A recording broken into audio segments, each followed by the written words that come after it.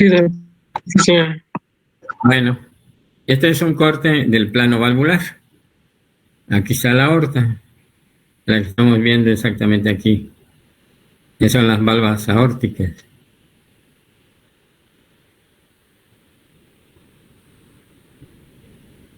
Es la válvula que se ve mejor.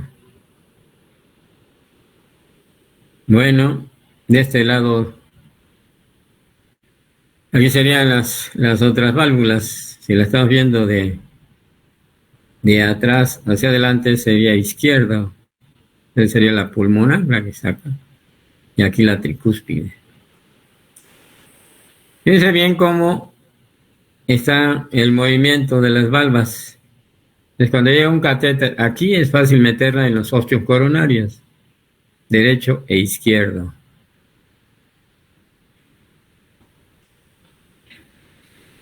Una válvula aórtica abierta, todos sabemos que tiene 3 valvas. Vamos a ver, primero es estenosis aórtica. Vamos a buscar la presentación del Néter para explicar la estenosis, cómo es el problema este. Estenosis aórtica, aquí está. Estenosis cuando una válvula se abre en forma incompleta, por lo tanto, la válvula aórtica está abierta y la mitral está cerrada. ¿En qué parte del ciclo cardíaco estamos? ¿Sístole o diástole? Sístole. Sístole. Sístole. Sístole porque está pasando sangre hacia los grandes vasos, del lado izquierdo a la aorta y del lado derecho a la arteria pulmonar. Los soplos de la estenosis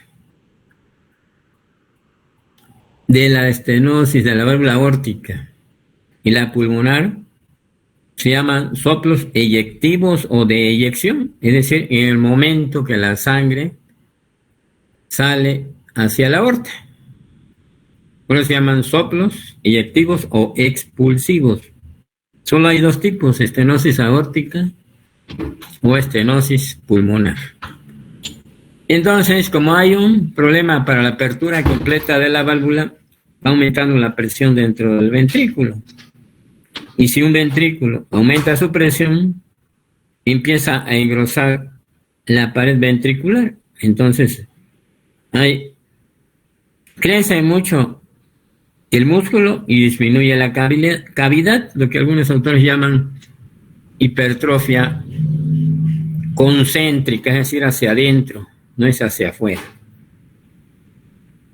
El otro situación que debemos de ver es que, entonces, normalmente el ventrículo,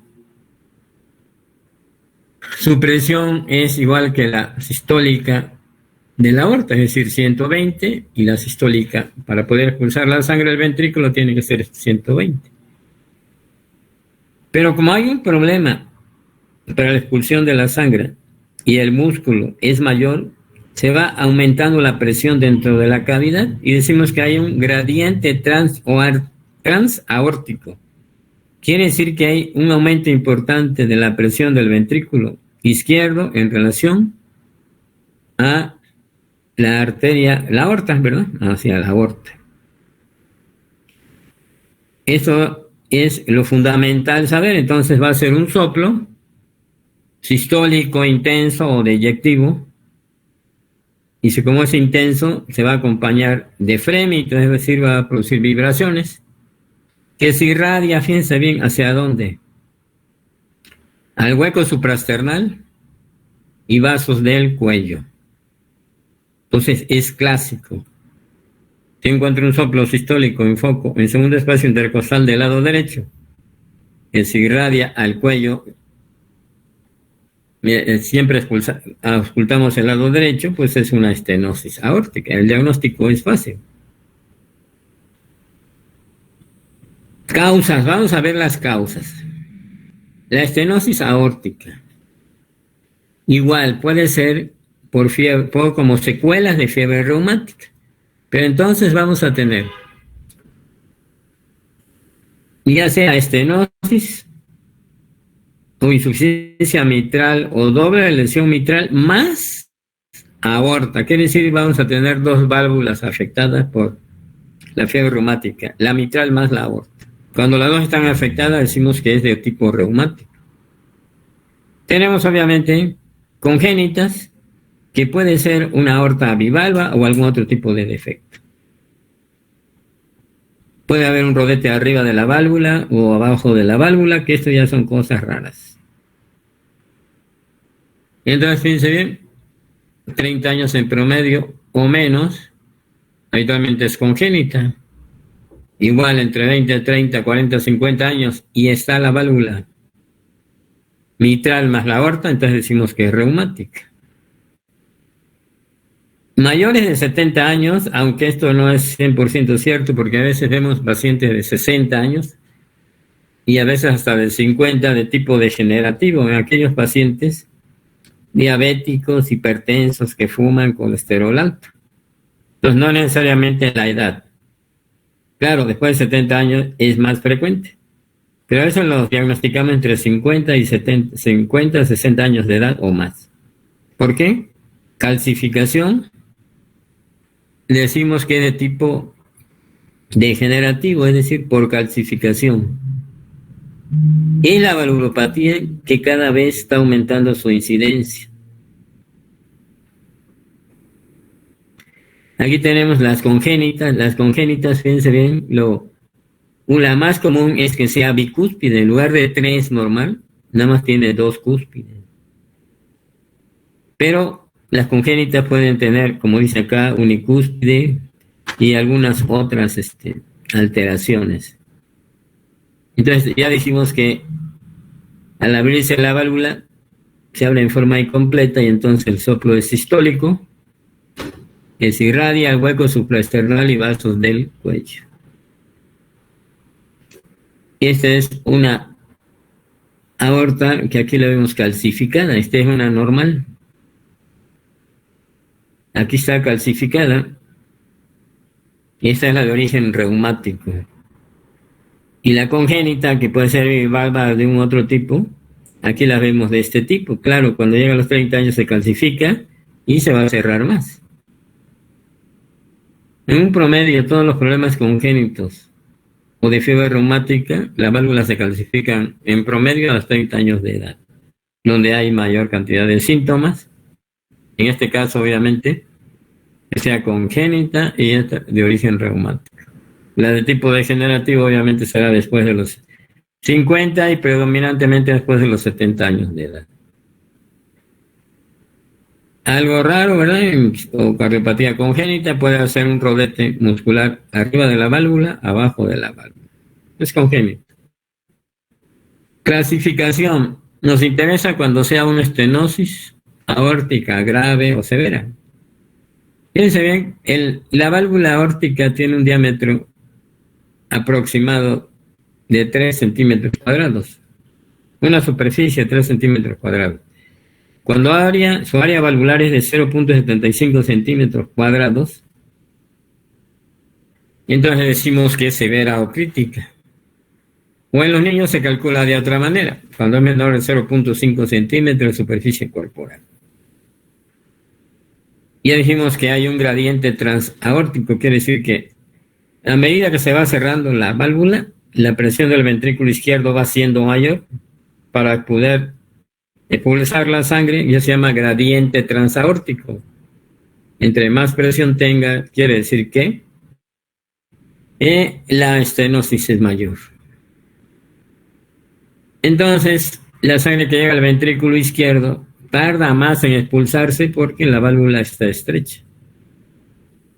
Eleva su presión, lo que llamamos, va a haber un gradiente transaórtico, y un ventrículo cuando está sometido a presión se engruesa y el músculo y disminuye la cavidad, por lo tanto decimos que tiene hipertrofia del ventrículo izquierdo.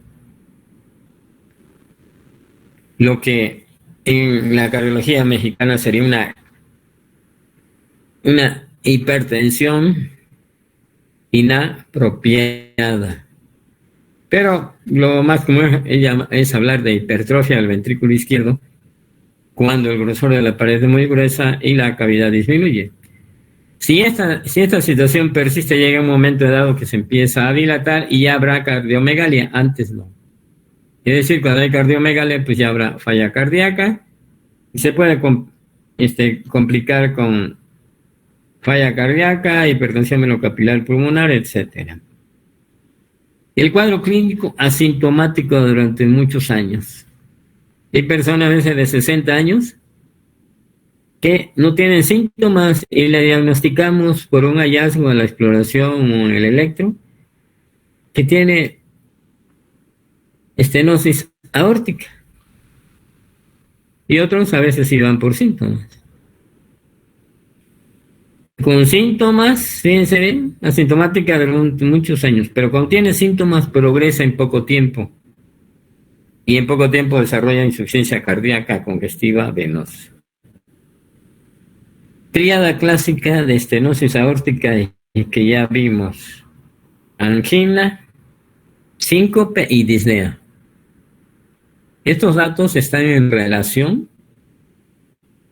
a el grado de estenosis, es decir, el grado de estrechez de la válvula aórtica. Angina, síncope y disnea. Cuando inicia con angina, todos estos datos clínicos se relacionan con el esfuerzo. Angina de esfuerzo, supervivencia media de 5 años. Cuando hay síncope, es de 2 a 3 años. Si es que no se abre la válvula o se pone una válvula. Disnea, es decir, ya hay datos de insuficiencia cardíaca de ventrículo izquierdo, entonces la mortalidad va a disminuir. No se metió otra cosa, a ver, vamos a seguir. Bueno, entonces seguimos aquí. Entonces decimos angina, síncope y disnea, la tríada clásica. ¿Cómo son los pulsos?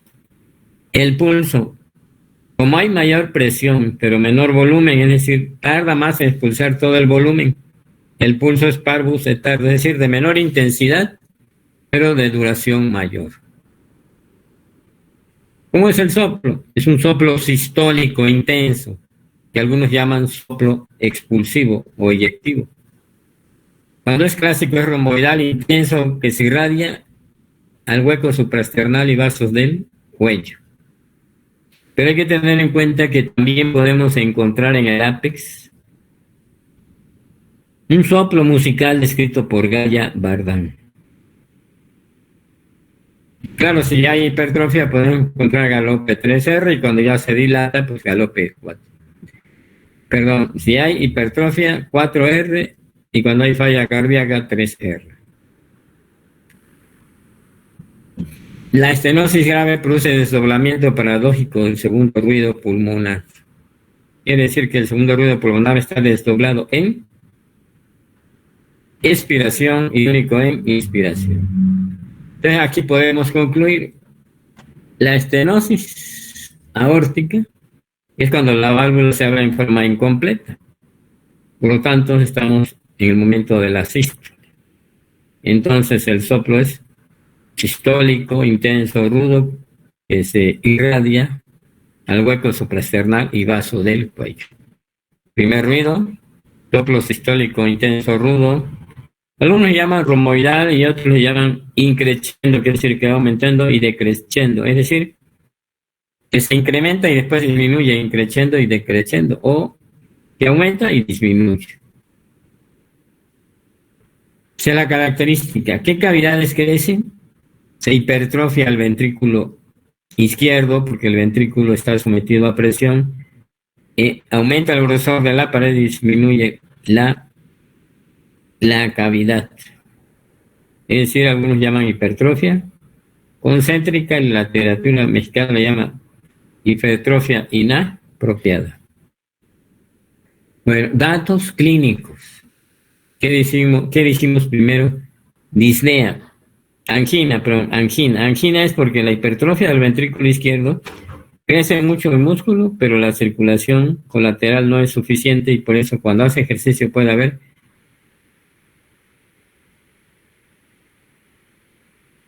disnea. Obviamente esto en etapas ya más avanzadas, porque puede estar asintomático. Entonces, angina, entonces isquemia miocárdica. Síncope, cuando el paciente hace ejercicio, el cerebro necesita más nutrientes y oxígeno, pero como no es capaz el corazón de aumentar el gasto cardíaco, aunque haya taquicardia, no lo puede aumentar porque hay una estrechez a la salida de sangre. Entonces tiene síncope, pérdida del estado de alerta o solo lipotimia. Y cuando ya hay cardiomegalia, entonces va a empezar a tener disnea, es decir, hipertensión venocapilar pulmonar, insuficiencia cardíaca izquierda. Entonces, sí es angina, isquemia miocárdica, síncope y disnea, es decir, insuficiencia cardíaca. ¿Qué cavidades crecen? Ventrículo izquierdo es hipertrofia.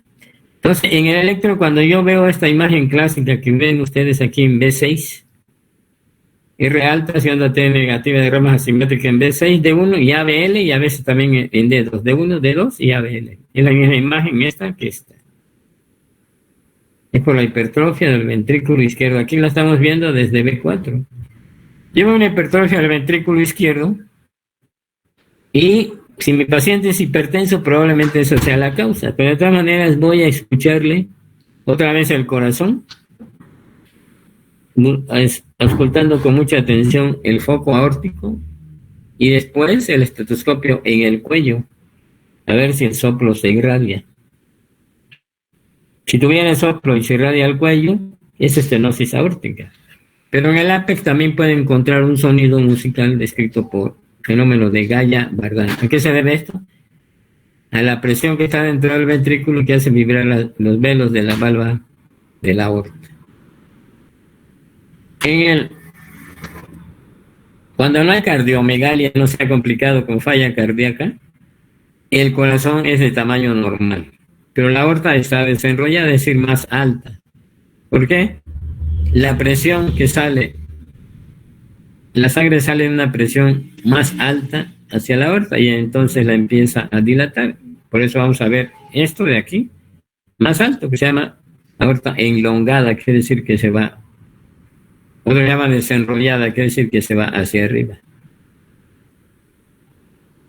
Entonces son las características clínicas. Causas, ya dijimos, sistala mitral más la aorta, decimos que es de origen reumático. Solo la aorta habitualmente es congénita.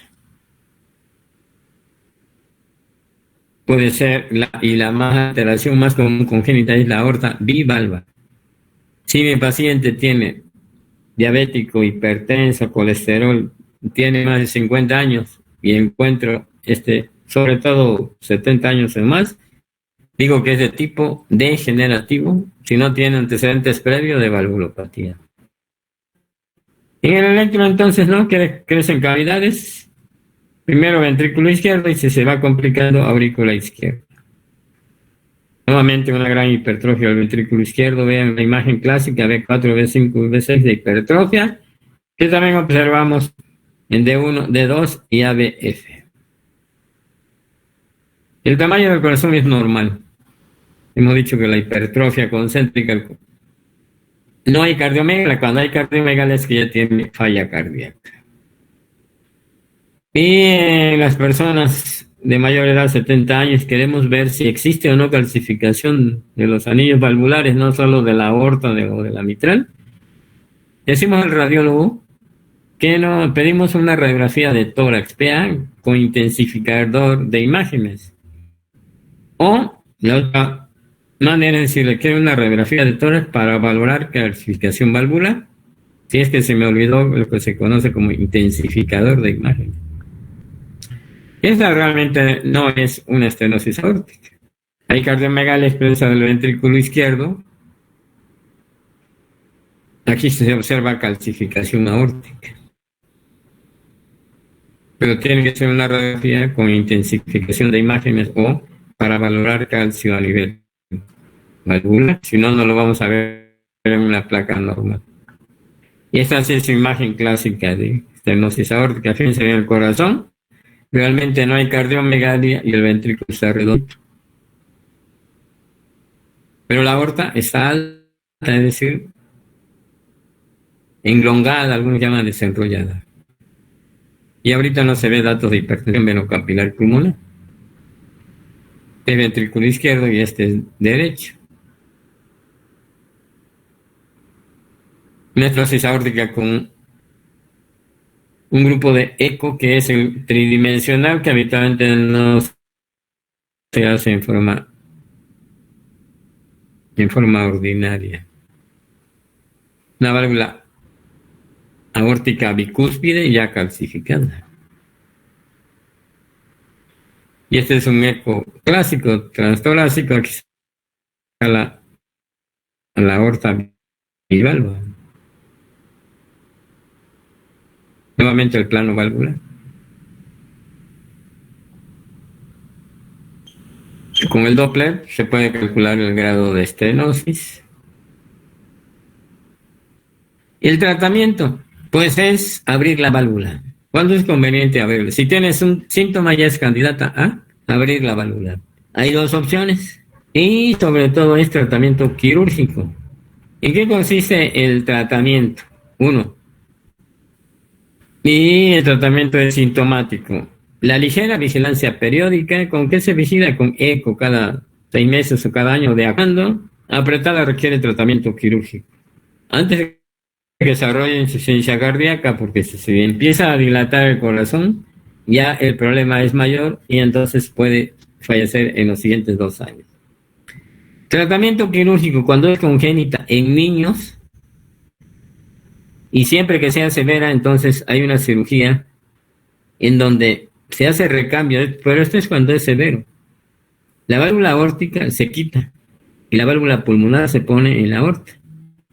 Y en la válvula pulmonar van a poner un autoinjerto. Esto fue descrito como la cirugía de Ross. Y sobre todo si es degenerativo o adulto, y de tipo degenerativo, se trata de cambiar la válvula a través de un catéter. O en niños también puede abrirse con un balón que se llama valvuloplastía, es decir, el balón, se mete un balón hasta la válvula aórtica y se dilata, pero eso solo es en niños. Puede hacerse en adultos, sí, pero se restenosa a los 6 meses.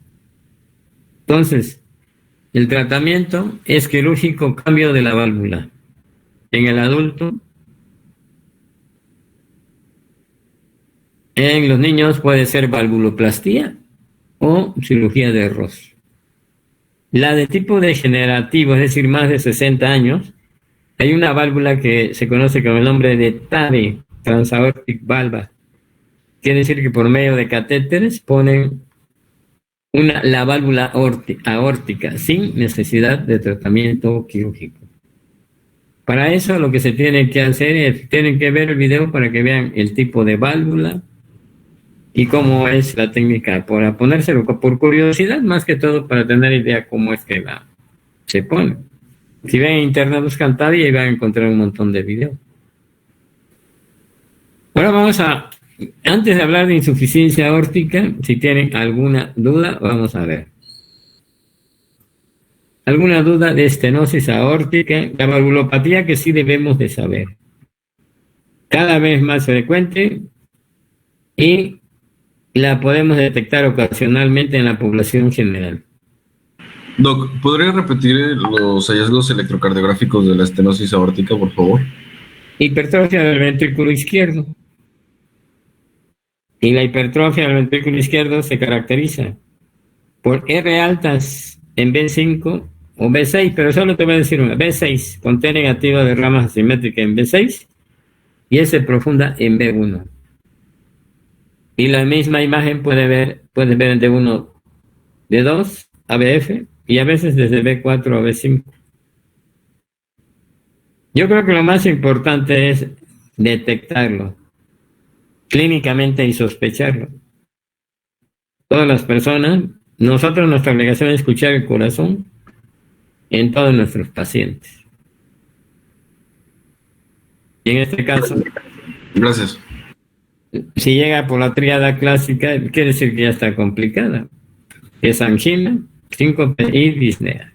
Un abuelito que me llega con síncope, el síncope, ¿qué puede ser de los problemas cardiológicos? Uno, estenosis aórtica. Dos, que tenga la frecuencia muy baja, que tenga un bloqueo AV completo. Estoy hablando de 70 años o más, aunque a veces lo vemos un poquito de menor edad, 60 o más. Sobre todo diabéticos, hipertensos, colesterol alto. Y entonces lo que requiere es tomar un electro o un infarto del miocardio. El 15% de los infartos no tienen dolor. Puede manifestarse por manifestaciones adrenérgicas o vagales y por síncope o lipotimia. Le tomo ese electro sin infarto, pues fácil. Si tiene un bloqueo AV completo, pues ahí lo veo. Y si tiene hipertrofia del ventrículo izquierdo, y aunque sea hipertenso, lo voy a escuchar. Foco, hay que escuchar de todos los focos, pero en este caso el foco aórtico y el cuello. Y también en el ápex puede encontrar un soplito que se llama, descrito por fenómeno de Gaya-Bardán. Y el término se sigue empleando, así que por eso lo mencionamos y así le ponen los cardiólogos. Y son los famosos soplos expulsivos. En realidad vamos a encontrar un paciente que tiene un soplo intenso, foco aórtico, digamos parasternal alto. Quiere decir que al principio no vas a saber si es aórtico pulmonar, porque también lo escuchas un soplo en el ápex. Pasas el estetoscopio al cuello y si se irradia el cuello es estenosis aórtica. Y si tienes un soplito ahí en foco mitral, pues es fenómeno de Gaya-Bardán. Bueno, vamos a continuar entonces. Si no hay alguna otra pregunta, nos pasamos. Entonces, la idea, ¿cuál es? Que no se nos debe de pasar la estenosis aórtica en personas de mayor edad. Es la valvulopatía más frecuente. Y recordar la tríada: angina, síncope y disnea. Pero cuando tiene síncope ya el problema es bastante avanzado. Seguramente hay que cambiar la válvula. Y tiene riesgo de muerte súbita. Ese es el otro problema.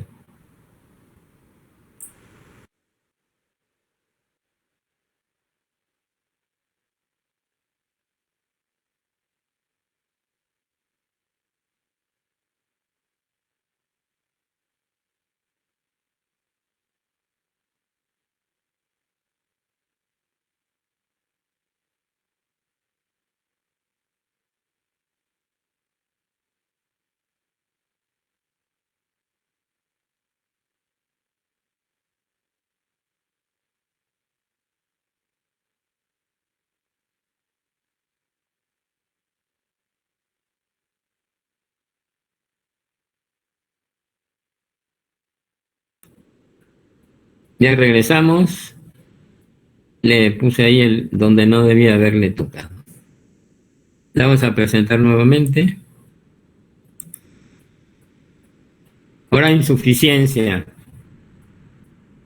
La insuficiencia realmente la vemos de tipo funcional y habitualmente no la vemos así en la realidad. La mayoría de los pacientes no es problema grave.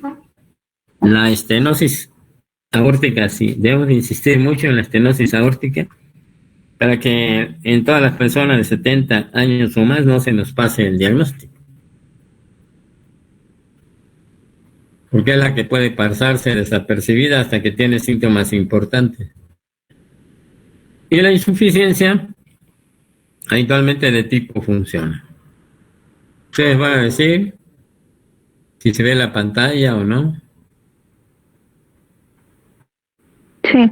Sí, se ve. Vale. Sí, doctor, se ve. Bueno, entonces ya vimos las valvulopatías más importantes: mitral y estenosis aórtica. Insuficiencia aórtica.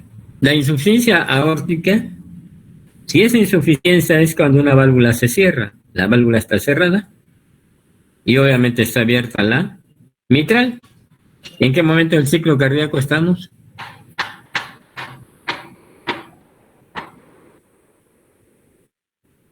Diástole. Pues diástole, se está llenando el ventrículo, ¿no? Pero como hay un efecto en la válvula aórtica, ¿qué está pasando? Se regresa la sangre en la diástole. Cuando este chorro de sangre que regresa es importante, ese defecto, fíjense, aquí está la válvula anteromedial. Entonces está pasando, cuando este es importante, vamos a hablar. Está pasando la sangre de la aurícula izquierda, ventrículo izquierdo y de acá. Como la presión es más alta de la aorta y cuando es importante, esta válvula se desplaza hacia acá.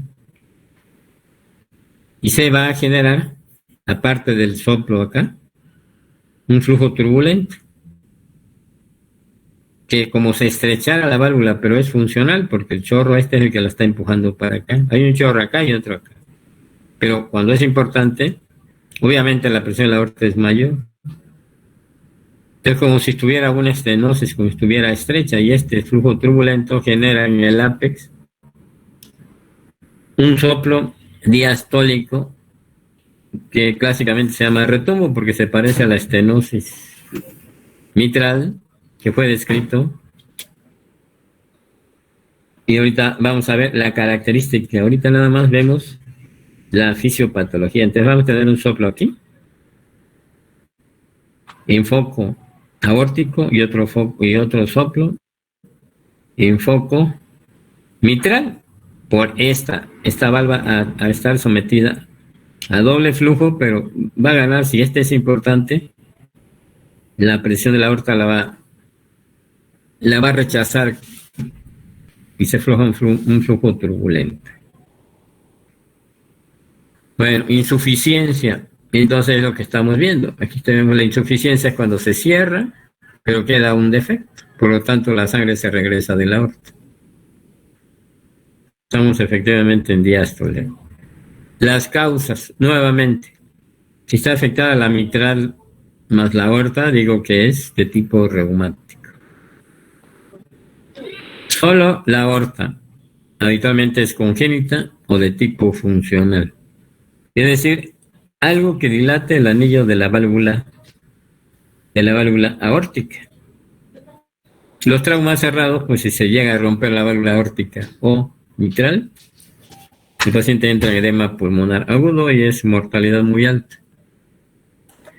En la insuficiencia aórtica, igual que en la insuficiencia mitral, se asocia a enfermedades de la colágena, artritis, condilitis anquilosante.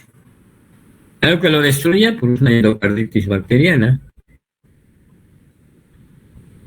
Y funcional quiere decir que se dilate el anillo de la válvula, pues puede ser la presión arterial cuando ya dilata el corazón. Cuando hay cardiomegalia se dilata el anillo de la válvula aórtica. Y una situación rara que ya no vemos es la necrosis quística de la media que veíamos en la ortitis sifilítica. Anteriormente, la sífilis, teníamos que aprendernos las etapas de la sífilis, terciaria, ¿verdad? Primaria, secundaria y terciaria, cuando ya afectaba el cerebro y el corazón. Ahora sí hay treponema pálido, sí hay sífilis, pero no evoluciona en forma tan importante. ¿Por qué? Porque casi la mayoría de la gente, los médicos le damos antimicrobianos y tenemos medio dormido al treponema pálido, ¿verdad? De la sífilis. Eso es las causas. Entonces, igualito, congénitas, ¿sí? 2, reumáticas, asociadas a enfermedades de la colágena. Y algunas agudas cuando se destruye la válvula, ya sea trauma o endocarditis bacteriana. Y el otro grupo es funcional cuando se dilata el anillo de la válvula. Es decir, una hipertensión arterial sistémica. Cosa rara, ortitis sifilítica. Ahora bien, habíamos hablado en la insuficiencia mitral, ¿verdad? El prolapso de la válvula mitral como degeneración mixomatosa de la válvula mitral. Al final de cuentas, la insuficiencia mitral. Y decíamos que se presenta en los pacientes que tienen enfermedades hereditarias del del tejido conectivo, es decir, Marfan, Ehlers-Danlos, pseudoxantoma elástico. En estos pacientes, así como se afecta la válvula mitral, también afecta la aorta. ¿Qué hace en la aorta? Dilata la raíz de la aorta, y si dilata la raíz de la aorta, ¿qué va a pasar? Bueno, va a haber una insuficiencia. No por el problema en sí de la válvula, pues sino dilatación del anillo de la válvula. Y esta dilatación de la raíz de la aorta se llama anulectasia aórtica. Pero también el Marfan puede tener aneurisma aórtico, porque se va dilatando más. Y también puede complicarse con disección aguda de aorta. Entonces, el Marfan afecta, bueno, la enfermedad del tejido conectivo afecta válvula mitral y también la aorta. Y la alteración en corazón, la más común es dilatación de la raíz de la aorta, es decir, anulectasia aórtica, dilatación de la aorta ascendente, puede haber aneurisma aórtico hasta disección aguda de aorta. Y en la mitral ya hemos mencionado una insuficiencia mitral por colapso de la válvula mitral debido a degeneración mixomatosa de la misma. Pero la alteración más frecuente a nivel cardíaco del corazón es dilatación de la raíz de la aorta, anulectasia aórtica. Entonces ya comentamos que la sangre se regresa de la aorta. Por lo tanto, el ventrículo izquierdo recibe mayor volumen y entonces empieza a dilatar. Se dilata el ventrículo izquierdo, obviamente crece el grosor, pero sobre todo se dilata. En la cardiología mexicana se llama hipertrofia inadecuada. Y obviamente si un corazón grandote va a desarrollar insuficiencia cardíaca. Cuando es por trauma o endocarditis bacteriana por ruptura de la válvula, entra en edema pulmonar agudo. El cuadro clínico, asintomática. ¿Por qué es asintomática? Porque el ventrículo izquierdo recibe mayor volumen, de acuerdo a la ley de Frank y Stanley, mayor longitud diastólica, mayor tensión desarrollada, es decir, al aumentar la precarga aumenta el gasto cardíaco. Por eso es asintomática por mucho tiempo. Y cuando empieza con síntomas, habitualmente insuficiencia cardíaca izquierda, es que el ventrículo izquierdo está muy dilatado. ¿Cuándo se considera severa la insuficiencia aórtica? Cuando la cantidad de sangre que sale del corazón hacia la aorta se regresa al 50%. Entonces, la fracción regurgitante es 50% o más. El pulso tiene una característica. Al contraerse el ventrículo pasa sangre a la aorta. Pero después se regresa, entonces este vaivén de la sangre nos va a dar lo que se llama pulso bisferiens. Y este pulso bisferiens va a hacer que las arterias tengan movimiento, ¿cuáles? Todas. Y dando origen a múltiples signos que rara vez vemos, porque la insuficiencia aórtica la vemos rara vez. Así, en forma grave. Habitualmente es ligera, pero grave es raro verlo, ¿eh? No es muy común. Más que todo, es rarísimo. No es común así en la población general. Pero sí hay algunos casos. Signo de Muset. Y entonces vamos a ver qué es la insuficiencia aórtica y la valvulopatía, que se le han descrito muchos signos, todos derivados del pulso bisferiens, 2 picos en sístole. También le llamamos, ¿cómo es el pulso de la insuficiencia aórtica? Le llamamos pulso de Corrigan.